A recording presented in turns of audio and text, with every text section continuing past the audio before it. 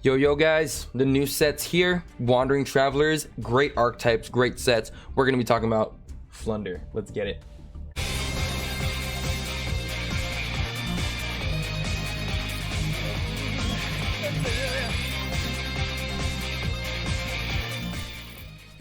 Yo, Ego Dre, but you can call me Dre, and today, just like you guys see in the thumbnail and on the video title, we're going to be talking about FLOOWANDEREEZE. I'm basically going to be going over the basics of the deck, how the deck works. I'm going to go over my deck profile, or at least my current deck profile right now, as I'm going to climb with it. And afterwards, I'll show a couple replays so that you guys can see the way that the deck works and basically its win conditions. And yeah, with that being said, yo guys, if you like my video, like it. If you guys like my channel, subscribe to it. I do stream at twitch.tv/ego_Dre. You guys can check it out right over here. I stream whenever, just to be able to climb, play ranked. You guys can chat with me, ask me any questions about Yu-Gi-Oh, dude. I have a lot of knowledge, and I'm always willing to teach. Always willing to talk about it, especially, and have a good time talking about Yu-Gi-Oh. So let's just get into the deck archetype, guys, and let's explain basically what FLOOWANDEREEZE is and why it's so goddamn toxic. Alrighty, so here's the deck profile. FLOOWANDEREEZE, as you can see, Kaka, as I named it up here. So Flunder is basically, let's go ahead and explain this. So for those who already know how Flunder works, you guys just feel free to take a screenshot, copy paste, do however you want. This is basically what I'm going to be using to be able to climb up the ranks and ladders. For those who don't know what FLOOWANDEREEZE does, let me go ahead and basically explain it. FLOOWANDEREEZE is basically a deck that's made up of a bunch of chickens, a bunch of birds. It's very solely normal summon reliant, extremely normal summon reliant, extremely tribute summon reliant, and that's all it does. It doesn't touch its extra deck, and when you use it as the effect of its monsters, you cannot special summon during the turn you activate the effect. So it only normal summons. That's all it does. It makes it really linear, at least the way that the playstyle of the deck is played, but the effects that are activated are very strong, right? So the effects that get activated are very strong. It just has like a pretty strong counterplay against it. The most oppressive thing about the deck, I believe, is all of the baby birds have the ability to be banished, right? Upon getting sent to the upon leaving the field, they all get banished, like no matter what, unless they're like face down, they all get banished. Because of this, this deck doesn't really care about banishing cards. So because of that, you can play a card called Dimension Shifter. And Dimension Shifter is basically Macrocosmos for you and your opponent during their turn or your turn, quick effect, as long as you have no cards in the grave. So a card like this makes this deck very powerful. There's multiple win conditions to this deck. This is actually just one of them. A lot of decks will get Dimension Shifted and they just cannot play, because you understand, if you play any Yu-Gi-Oh, you get how reliant you are on your graveyard, and a lot of decks are very reliant on their graveyard. This not being one of them. This deck isn't very reliant on its graveyard at all, honestly, and it just creates its own advantage with the monsters that it has, and it has a lot of advantage because when you summon your monsters, you're capable of doing it not only on your turn but also on your opponent's turn. So a lot of the times the cards that you're playing and a lot of the effects that you're activating, they're happening on your opponent's turn. And combine that with Windberry Statue, it just gets really oppressive and really strong. So let's go ahead and get into the card by card, so that way we can kind of explain the way every card works. So FLOOWANDEREEZE and Rubina, this card basically, they're all gonna have this clause at the very beginning. If this face-up card would leave the field, to banish it instead. So these are the babies. We basically play, there's four different babies. And again, obviously you can't special summon to the turn you activate the effect, so that's very important to understand. If the card's normal summoned, if Rubina's normal summoned, you can add one level 4 or lower winged beast monster from your deck to your hand. Then immediately after this effect resolves, you can normal summon one winged beast monster. So basically how it works is when you normal summon a baby bird, you can normal summon another baby bird, or you can normal summon or you can tribute summon after that. So the way that it works is you normal summon once, you start chaining your normal summons, and they chain in tandem, and that's how they all work. However, at the same time, they all get effects as well on top of it. So this one, when normal summoned, it adds a level 4 or lower. Eaglin, which is also really important as well too. I think these are the two most important ones. You play 3 of these as well too. Eaglin, when this one's normal summoned, you can add one of the tribute summonable monsters, so one of the big birds, which is what you're basically your boss monsters that you want to get into. You normal summon this guy, and then you basically tribute summon over for your big bird when you get it. These two are probably the most important ones. You want to get these in rotation as much as possible. One Stree is not as important, a little bit brickier, because when you start off the turn, like, you can't do anything if you don't have anything in the grave. You can normal summon this one, banish a card from the grave, basically get another normal summon after that. Toucan is basically your add back. This card's pretty good, but later on in the game, he's very I feel like he's very necessary to be able to loop cards. You just have to be able to activate its effect, normal summon it, target a banished Floowandereeze card, add it back to your hand. So very simple, very easy to understand.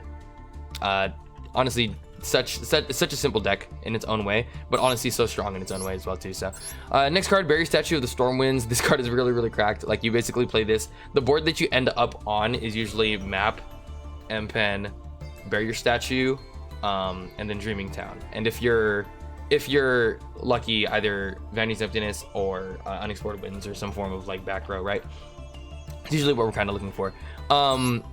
Yeah, Bury Your Statue basically is just super good in this format. I think the only the worst matchup probably would be like against Prank Kids and itself, right? Because there's obviously decks that like have wins. Prank Kids has a lot of wins, so you don't want to have to deal with that. Not only that, Griffin Rider can be summoned, so Griffin Rider summons itself and you can swing over it. So it's not the best to rely on a card like this, but if played correctly, like you drop a Bury Statue at the right time, you can win the game fully. Playset a D Shifter. This card is so good, dude. So broken. D Shifter is just insane. You activate this card, send everything to the graveyard. Everything that gets sent to the graveyard is banished instead. It's just broken. Like, there's Macrocosmos on your opponent's turn. Like, come on. Like, let's be fair here. Come on now. One Avion. So now we're gonna get into the big birds. So these are the ones that you tribute summon for. Normally you want to tribute summon these during your opponent's turn. If not during your opponent's turn, during your own turn, obviously. And Pen is the one you want to set up during your turn. Avion possibly you can set up during your turn. It saves you here and there. So we can talk about the big birds. One Avion. This is basically just a negate. You summon this one. You can return the target to the hand, negate the activation, destroy it. Ryza, the Mega Monarch. This card's really important. I can't stress this enough. If you play your Ryza well, then you're like a really good Floowandereeze player.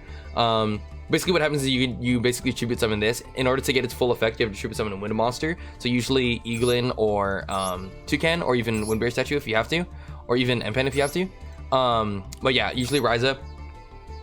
You normal summon this guy, tribute a wind monster. If you can tribute a wind monster, then you get 3 targets. You get 1 target on the field, 1 target in the grave, and 1 target on the field to bounce back to the hand. So the first 2 targets, basically the way that this works is the first 2 targets, top of the deck. So 1 on the field, top of the deck, 1 in the grave, top of the deck. Last one, if you tributed a wind monster, 1 on the field, back to the hand. So the way that normally you would resolve this effect, especially to loop it so that way you can keep using your Ryza over and over and over again. Because remember, this deck is going to be played in a control style. You're not OTKing your opponent most of the time. You're playing it to control your opponent and to control the pace of the game. So the way that this works is that you would normal summon Ryza, or normal summon Robina, normal summon Eaglin, boom boom, normal summon Ryza. Ryza effect, target a card on your field to put back on top of the deck, target a card in either graveyard, put it back on top of the deck, and then target my Ryza, put it back in my hand so that way I can Ryza him again later. This card is not a hard once per turn. It's a soft once per turn. So over and over, actually I don't even think it's once per turn at all. Yeah, this card isn't even once per turn at all. So if as many times as you can normal summon this card during the same turn, you can keep bouncing things back. So you never know. If they trigger your map during your turn, summon Ryza, do your effects, and then you're able to do the trap, summon Ryza again, bounce him back. Dude, it just gets crazy. So like, honestly, this card's really important. Like, I would get really good at using Ryza, so that way, you know, you're able to control the game, control the pace of the game, control your own deck, you know. Understand your resources. It gets really good. Cool. Floowandereeze and Snowl. So a lot of people, this is gonna be a little different than what people are normally used to, but this card's pretty good. It gets under things like Goes and Match. It also basically it gives you like multiple options for different birds that you can search out off of the Eaglin in situations that you need to. It does piercing. Basically when it's on the field, you can conduct up to 3 normal summon sets per turn, not just 1. I feel like in this format, from what I see, for as much as I've been playing, for as long as I've been playing so far, I feel like in this format currently, there's a lot of things that that without Advent and stuff like that, like this deck basically can't clear a board very well. Like, it can't break a board really strongly, so I feel like I need to like play like certain equalizers, and I feel like Floowandereeze and Snowl might be like part of that equalizer, right? To be able to keep normal summoning big birds and to be able to keep summoning more monsters so that we can clear the board. Yeah, so I'm kind of testing this out. I don't know if it's going to be like amazing or anything like that. Like, so far I haven't really summoned it, but it's possible that you play this card. This is a like more of a cuttable card though, to be fair. So cool. 2 M-Pen. This is basically your king, your boss monster. You summon this every time. You try to end on this if you go first every time. Basically, if you tribute summoned, you can add the Floowandereeze spell or trap, and then once it resolves, you can also normal summon another monster. So normally the play is normal summon Robina, effect, add Eaglin, normal summon Eaglin, effect, add M-Pen, tribute the 2, M-Pen Chainlink 1, Eaglin Chainlink 2. All of the baby birds, they also have the effect when they're banished out. If a winged beast monster is normal summoned to the field while this card is banished, you can add this card to your hand. So basically you're looping your combo consistently on its own. So you always have birds. Like once you do it once you summon Rabina, once you summon Eaglin once, you're always doing it again. So if you normal summon the M-Pen over these two, you trigger the M-Pen effect, Chainlink 1, and then trigger Rabina or Eaglin Chainlink 2, right? And then leave one out just in case for later, so that way you can chain block later as well too. This is what's called chain blocking, which I'm pretty sure most of you guys would know. For those who don't know, normally you want to normal summon your effect, protect your M-Pen by chain blocking Rabina or Eaglin on top of it. So that way you can protect your M-Pen from being negated by like an Ash Blossom, or prevent it from being negated by like a Gamma or something like that, the response to it. So normally you would just basically do that, add the effect, use the effect, add a spell or trap. Normally it's always the trap, which you want to set up, right?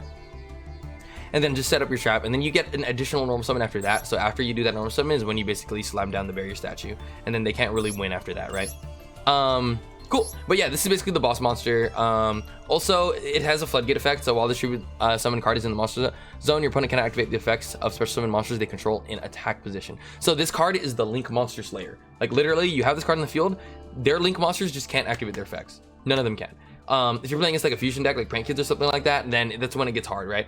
When they're summoning fusion monsters and summoning them out in defense mode, or they're summoning synchro monsters summoning out in defense mode, it gets difficult. So you just want to make sure that when you're summoning M-Pen, you're understanding like how you have to play around to use them. Not only that, when you battle an opponent's monster, you can banish one card from your hand. That opponent's monster's current attack and defense become halved until the end of the turn. So he protects himself from battle as well too. So really good card. Two of them.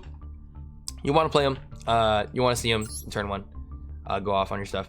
Cool. Next stuff is just the staples that we have. I play Raigeki and Duster. Like I want to be able to have outs for floodgates, and not only that, for this, like I also want to be able to activate this to basically just clear the boards. Like I said, like there's a lot of moments in this deck where like you want to be able to equalize the game state. You're playing a control deck. Going second is really hard for this deck if you don't open up D-Shifter, so you want to be able to play a couple going second cards at least. 1 terraforming, 3 duality. The field map here is really important. The field spell, the FLOOWANDEREEZE in the map. This map is really important, so you want to be able to see it. I'm making triple Dark Ruler no more. I just don't want to lose to basically things like just like full boards. Like a lot of people are playing the Brave Engine right now, so they're gonna have like some form of negate up, or they have DPE as well too, so they're gonna have DPE up. And this deck has an issue with DPE. Not getting rid of DPE. This deck honestly gets rid of DPE really easily because you have cards like Stree and you have cards like Ryza to be able to get rid of DPE really easily. However, its popping effect on the field is really irritating and can be really hard to deal with when you need to deal with the map or try to unexplored wins, right? The fact that it's reactive can make it really hard, and they can control like your board as well too, because DPE is such a good card. So Dark Ruler no more is really good here, just to be able to get rid of that card. Triple Prosperity, this card, these 2 cards are like your whole engine basically, because we don't have Advent yet. You basically just use these to fix your hand. Like usually the God hand is like Eaglin map Shifter, like you want to be able to see that. So obviously don't add Shifter though, because Shifter, if you have no card, you have to have no cards in your graveyard. So if you Prosperity add Shifter, your Prosperity will be in the graveyard, so you can't activate Shifter. Just remember that. Triple map is like literally one of the most important parts of the combo. You usually want to have map and bird. That's usually the combo. It's map and bird, map and any bird. Usually Stree and Token you can't really do it, but map Rabina, map Eaglin, like that's just it. That's the combo. So during your main phase, you can reveal 1 level 1 FLOOWANDEREEZE monster in your hand and banish 1 FLOOWANDEREEZE card with a different name from your deck. And then immediately after this effect resolves, normal summon the revealed monster. So what happens is you'll activate your map, reveal Eaglin effect, banish Rabina. So it banishes Rabina straight from the deck, and then it gives you an extra normal summon. So then you'll normal summon Eaglin, Chainlink 1 Eaglin, Chainlink 2 Rabina. You get those 2 effects. Rabina will add back to your hand. Eaglin will basically add your M-Pen, and then you'll be able to normal summon the Rabina right after, right? Without actually even using your normal summon. So you're just getting so many free normal summons. It's so cracked. Cool. FLOOWANDEREEZE and so yeah, this card is just broken. Also, if your opponent normal summons a monster, so immediately after this effect resolves, you can normal summon 1 FLOOWANDEREEZE monster. So this is one of the ways that you're able to play on your opponent's turn. If they normal summon at all, then you get to normal summon. So once they normal summon, so they need to be careful not to normal summon, right? Because once they normal summon, then you get the chance to normal summon and play on their turn. And remember, once you normal summon once with this deck, you can keep normal summoning. That's kind of how the deck works. So just remember that. This card's really broken. You want to see it all the time. FLOOWANDEREEZE in the unexpected wins or unexplored wins. This card is super good. You can conduct tribute summons that require 2 tributes by sending 1 monster you control and 1 card your opponent controls to the graveyard instead of tributing. Notice that it says 1 monster you control and 1 card your opponent controls. So you can literally on your opponent's turn, if you have this continuous spell set up, you can have a bird on the field, normal summon a bird, activate effect, tribute off their back row, and then summon this monster. It's any card. Any card. So cracked. Yeah, also it has like a mulligan effect, so you can reveal up to 2 Wing Boost monsters in your hand and place them on the bottom of your deck in any order, then draw the same number of cards. So usually you'll just show 2, put 2 back, draw 2 to be able to fix your hand, right? Pretty good, pretty simple too. 2 Book of Moon. You want to play the Book of Moons because this deck loses really hard to like Imperm and Veiler. Like those 2 cards will absolutely shit on this deck. Like you'll just honestly lose like your full normal summon. So sometimes you want to be able to normal summon your Eaglin, chain Book of Moon if they Imperm it, and then your Eaglin will still resolve. Just remember that they won't be banished if they're face down. But yeah. Triple Imperm. I feel like Imperm is a pretty good card, and I want more going second cards that actually deal with monsters on the board, so that way I don't have to like fully break them with just Ryza. That way I can actually deal with them. And then FLOOWANDEREEZE in the Dreaming Town. This card's really important because of the effect that you can use during the main phase to be able to normal summon during your opponent's turn. Immediately after this effect resolves, normal summon 1 level 4 low ring boost monster. If you triple summon level 7 or higher monster with this card is in graveyard, you can banish this card. Change all monsters your opponent controls to face down defense position. So basically, when you normal summon like a level 7, so when you normal summon a big bird and this card's in the grave, you can banish it to book your monster, your opponent's full board. This works really well with Snowl because you basically normal summon over, make Snowl, put all their entire board in defense mode, and then you can Snowl piercing. All of your monsters that are on the field will do piercing, like not just him, like all of your monsters. If your monster attacks defense boost monster, so it helps to equalize the game state, like I said. And then lastly, Vanny's Emptiness. This card's really good in this deck because all of the birds get banished no matter how they leave the field, except for the big birds. So like you can tribute summon with Vanny's Emptiness up, and Emptiness won't go away. So not only that, obviously this deck doesn't special summon, so it's pretty good, pretty cracked. And then my extra deck is a joke, basically. Like, I just have all these sea ships in here. You can honestly put whatever. Like, if you want to play cherries, you can put, like, your opponent's targets. I think the important stuff, though, is going to be, like, the Cyber Dragon Nova and the Int. And basically the Makaba, so that way you can summon these just in case they Maximus you. And obviously, Nightingale and Little Fucko. Like, you want to be able to play Nightingale and Fucko, so that way, just in case if you end up in a situation where, like, all you have is 2 birds and you haven't used their effects, you can overlay them. Nightingale will swing directly, or Little Fucker will protect you, and then you can like make Downer to make Zeus, so that way you can Zeus the board, just in case you're in a sticky situation. Other than that, like the deck is pretty straightforward. It's pretty linear, like I said. Just some of these cards are really broken. It's really floodgatey. Just understand that the deck is very control based right now, so like you want to be able to control the pace of the game. It's a very simple deck, I would say, a very linear deck, but like in order to play to your outs, you kind of have to play to your outs to make sure you don't lose to like certain things, right? When you play this deck. But this deck is still really strong. FLOOWANDEREEZE is great. Even when Advent comes out, it's going to be even better. I highly suggest pick up these cards. It's definitely not an expensive deck either. Like, it's not very expensive at all. Just a couple of URs that you might need. If you probably already have a lot of these staples already. I would just say like probably invest staples for D-Shifter and maybe Dark Ruler No More if you need it. If you don't want to play Dark Ruler No More, you can play cards like Chalice. You can play different cards. I'm trying to think what else. Like Extravagance if you have it as well too. I played a bit of Extravagance as well, so that way I had more draw cards. And yeah guys, if you guys like my video, like it. If you guys like the channel, subscribe to it, y'all. I'm gonna go ahead and throw up some replays, and yeah, we'll see you in the next one. I'll do probably like a dry challenge list after this, but yeah, there you go.